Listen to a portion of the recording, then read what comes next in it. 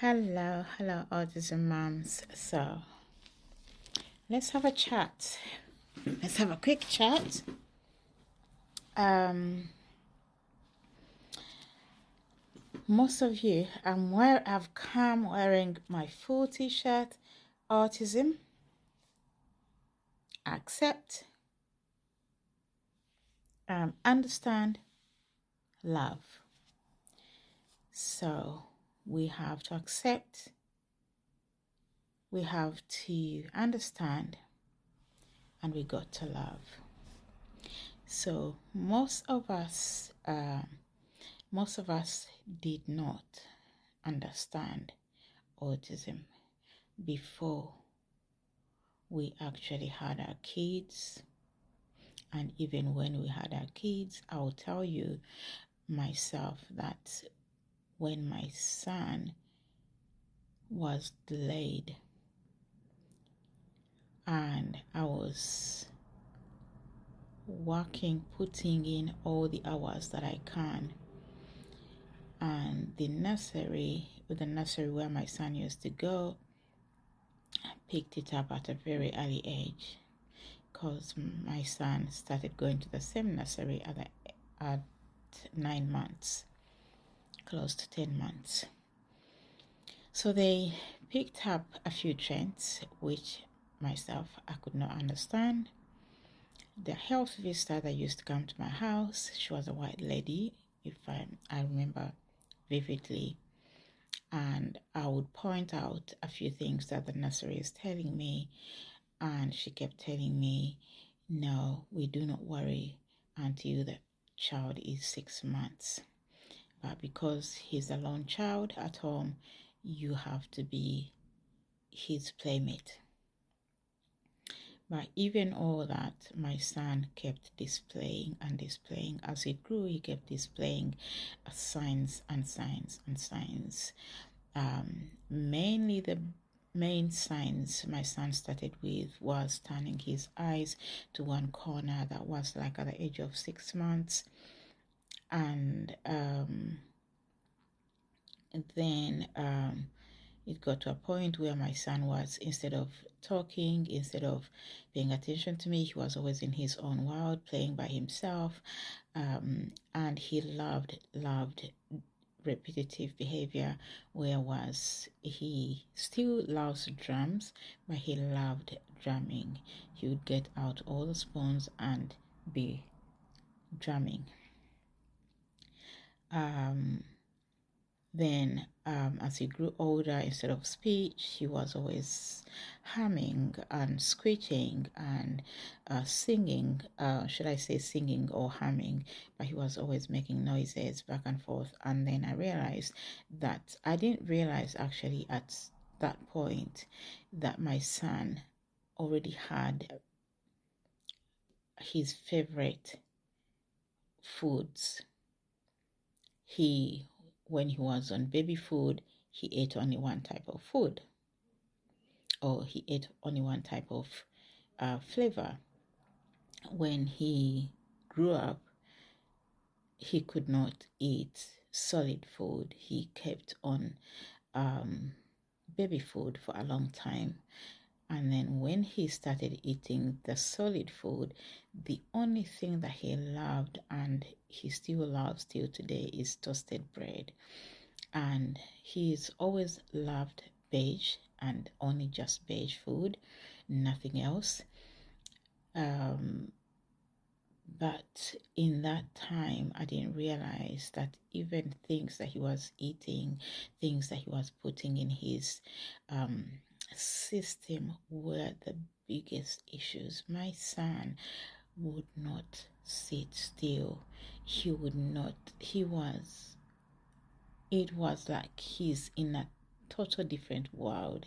He head bashed, he hit himself, he scratched.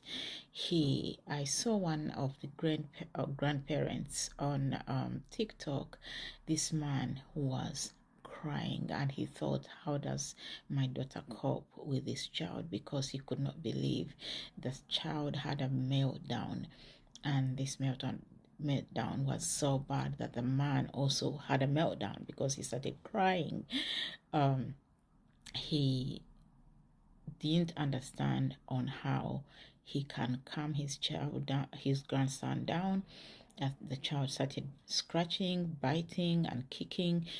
But my son used to do all that. My son would be in the middle of nowhere on the street anywhere, and he would just go bush, hit his head on the floor on the street. My son, I don't know how many times he tried to run off.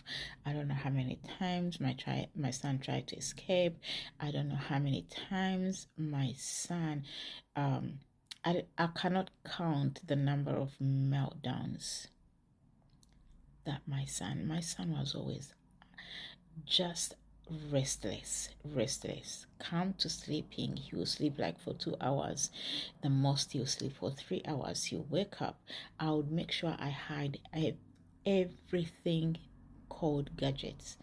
I'll hide them, even though I have a timer, and this timer is the one that I show him to help him to understand that we need to limit screen time.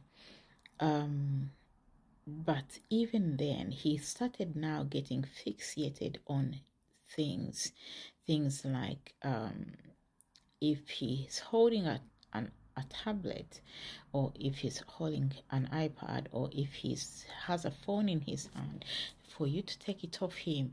If there's a change in the routine, so it was non-stop.